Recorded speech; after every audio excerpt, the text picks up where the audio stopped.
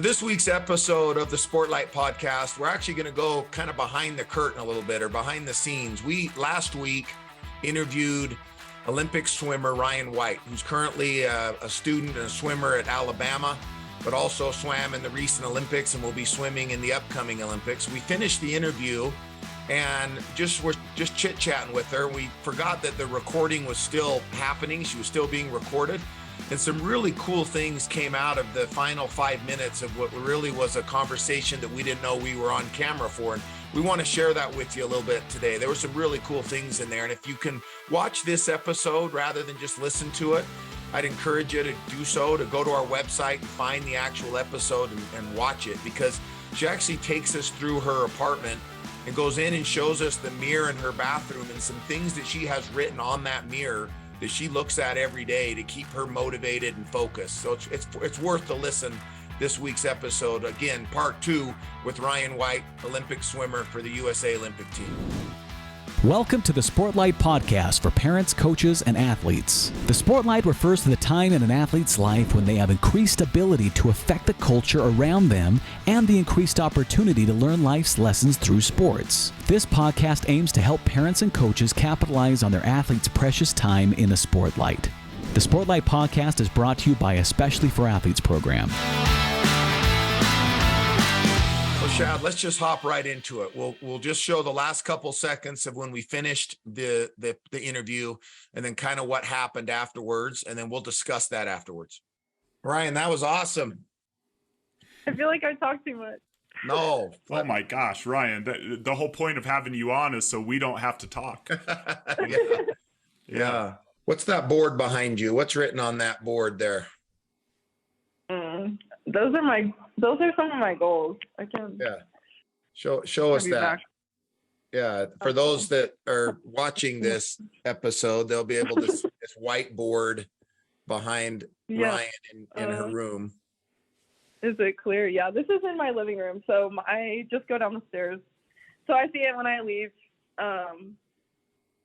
These are like my goal times, and they're broken down by 50. These are some like meets that I'm going to. Short-term goals and long-term goals. This is just something that I like recently wrote. It says, I'm the universe, and then it says NASA. It's something that I think about. It like relates to not going and finding things and letting things come to me. Like, I'm the universe, and NASA is like studying the universe. Yeah. And other people can be interested in what I'm doing or not, because there's so many people that don't know anything about space. But it's like my job to just be myself and like exist, and let other things orbit around me. That's new. I just barely wrote that. So like a few days ago. I like that. But yeah. Everything on there. You've got the Worlds in Japan in 2023. You've got your long-term goal, and under your long terms, you have Paris in 2024. Short-term goals, read 2 books a month. I love that. And looks like you've got the U.S. Open coming up here in a month or so. Yeah.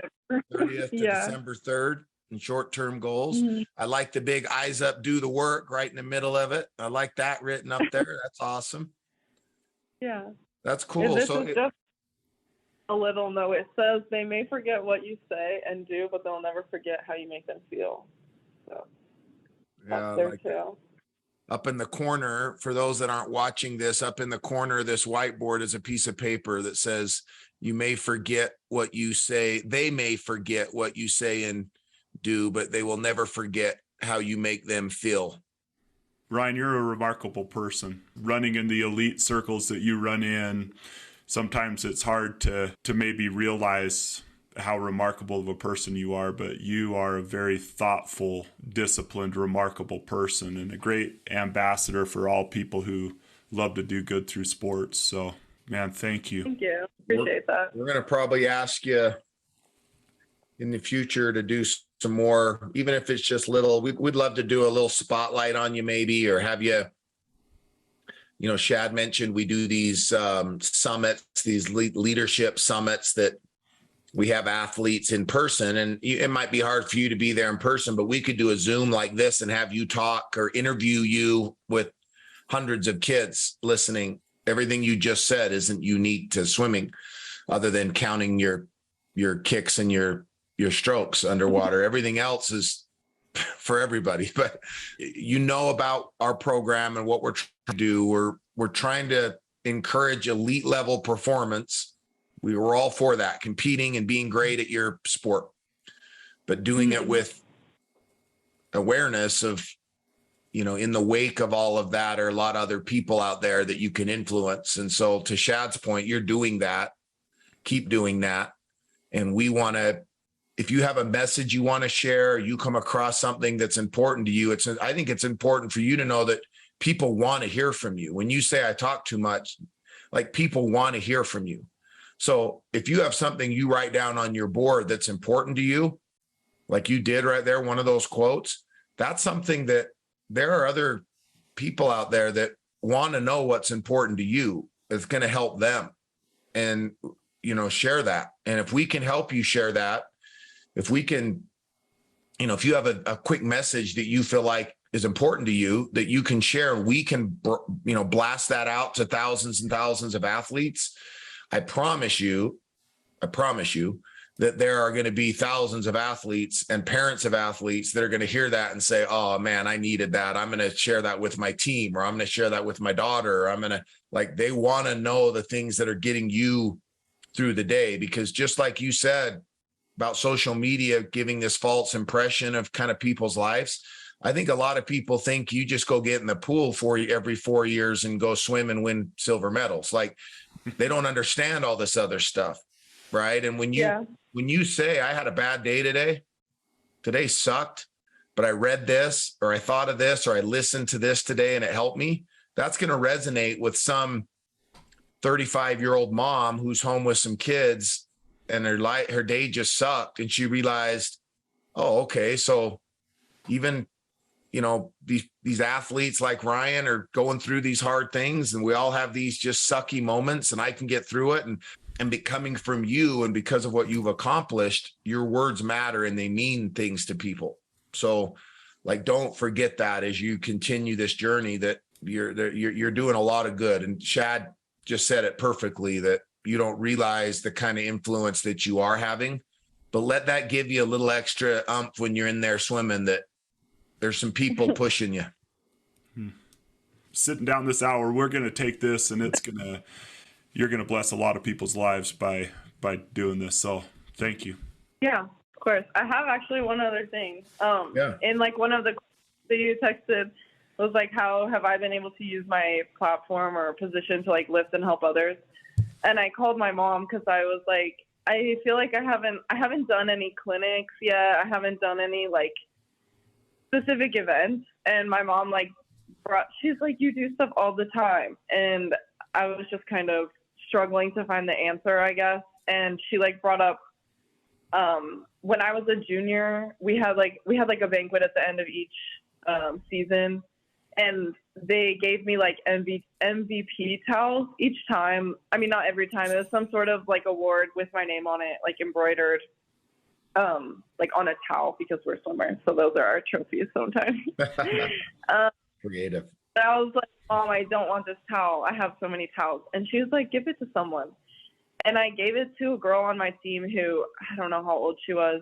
She was much younger than me in the younger group. And I just kind of got the feeling that she struggled with finding her group and finding her friends. And every time that I've gone home to train with my team, she is so excited to see me. And I think she just thinks I walk on the water. And it's just really crazy. My mom pointed it out to me, but I think I've made a very big impact on her life. And even she came to Alabama. She's not swimming in college, but she was going on tours of different schools. And I had dinner with her and her mom while she was in town. And it was just really cool to see. We weren't really friends, but I gave her this towel, and she had looked up to me. But now it's we are almost friends. And it's she knows she can call me if she needs something, and she knows that I will be there if nobody else is. And I think that's like really cool. I have like in my mirror in my bathroom, I'll show you guys, a note, and it says like, I'm like really into just decorating stuff like this, but it says like, it says Project 48. So that's like my goal time. These are my like pace times for the 200. But this is a saying that I really like from I think he's like a boxer or a fighter. It says, I'll see you at the top. So that's something I really like. But this one is like the one that's like standing out to me right now, is like, be who you needed when you were younger. I don't know. That's just something that like is another way of saying like eyes up, do the work, is because like you're just looking who needs you. And if they're younger than you, they might have needed somebody like you at the time. So that's something that I like. I really like. It's awesome. Yeah, That's I just wanted to add that a little bit. Yeah, be who you needed when you were younger.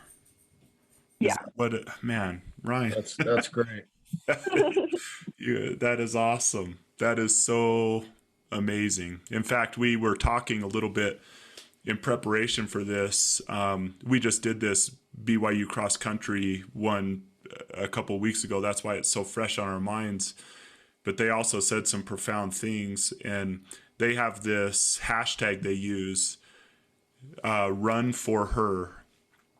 And the her in that is the 13-year-old version of yourself. I have the goosebumps. You know, and that it's just so cool. Like and Julie Sumption, who's currently running at BYU, she said, if my 13-year-old self would have met me now, it would have meant a lot to her. And so a lot of what they do, and she said that she would have thought I was pretty cool. And I bet 13-year-old Rhyan White looking at you right now would have been like, that would have been a profound experience for 13-year-old Rhyan White to meet you now. And that goes right along with that. Not only remember where you were and what your goals were and how far you've come and how much it would mean to 13-year-old you to be where you are now, but you just added another element to that, which is, what did 13-year-old Rhyan White need? And be that to those people now. Yeah. And so that is so cool. That's a great concept. Thank you. Yeah. That was, I don't know, I just felt like that kind of fit. So. Oh, it did. That we actually are still recording, and the last 5 minutes of this recording have been probably as good as the first 45 minutes were. Awesome. So Ryan, you have a great day, and keep in touch, and we'll keep in touch with you, and you're awesome. We love you. Keep it up.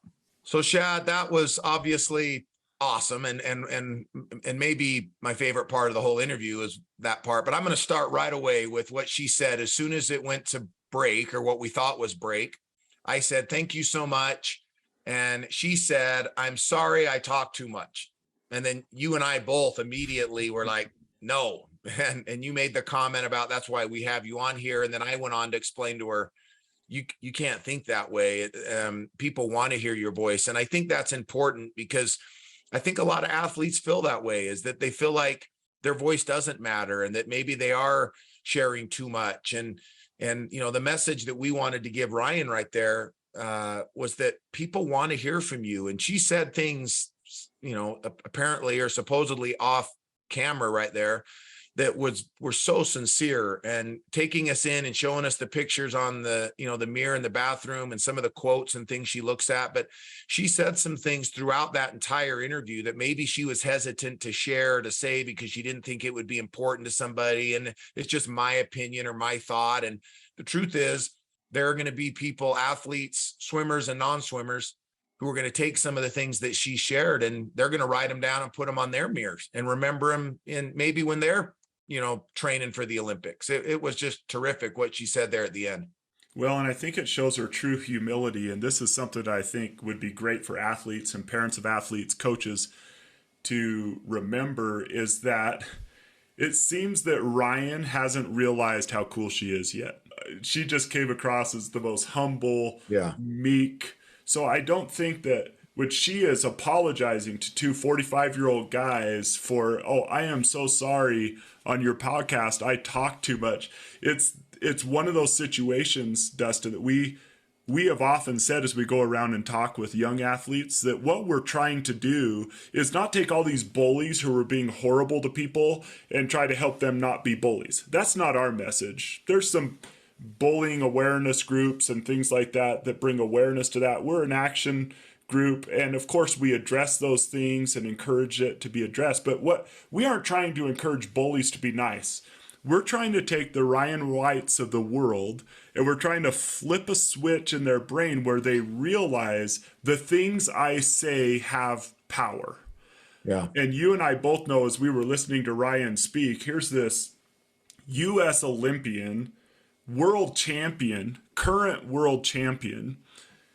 And she's thinking, man, people don't want to hear from me this much. And of course, there are some athletes that they think people want to hear from them too much, you know.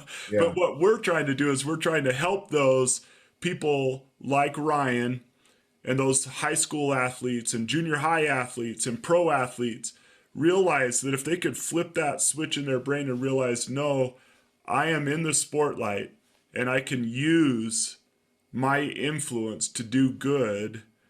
You know, that was just one of the best examples I've ever seen of someone who is so humble and such a good person that they think, well, I don't know that anyone would want to hear from me. Yeah. And we're sitting there thinking, no, man, people need to hear from you because you're the kind of athlete that they need to hear from. She brought so much hope and direction in that podcast. Yeah. And that last little bit was super cool. On her mirror, she said, "I'll see you at the top." And she wasn't sure where she heard that. She thought maybe it was a boxer or somebody that had said that, but I'll see you at the top. In other words, that's where I expect to be. That's where I'm going to be. And we'll talk when I get there. She also had written down, be who you needed when you were younger, you know, a reminder to herself that somebody out there is currently in a position that she was once in and wants to be in the position that she's currently in. And she wants to remind herself to be that person, right?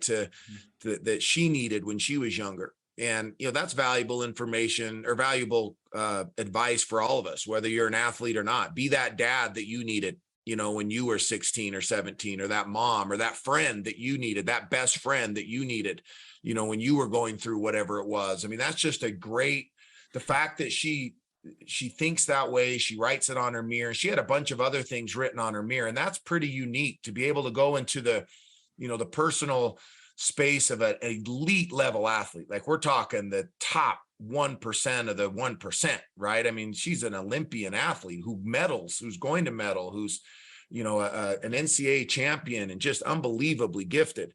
And to be able to see what are the things that she's thinking about, what are the reminders that she's asking herself. And she has bad days, and she has days when she's sad and lonely and can't sleep and, you know, and doesn't feel like she measures up, but she has these things to remind her that, no, I can be great. And that what's most important to her is not only to be a great swimmer, but to make sure that along the process, she's giving back to others. And she said how she didn't feel like she had to call her mom to say, I don't know how to answer this question. You had sent her some questions before to kind of, hey, heads up. And one of them was, how have you used this platform to help others? And she was like, oh my gosh, I don't think I have. And her mom was like, what are you talking about?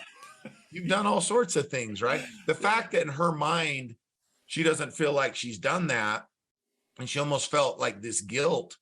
And it took someone kind of telling her, no, look what you have done. And it turns out that there's this younger athlete who she gave a towel to, who I promise you probably right now is Ryan White's biggest fan and has that towel and is right because she took time to do something for her that at the time seemed very insignificant.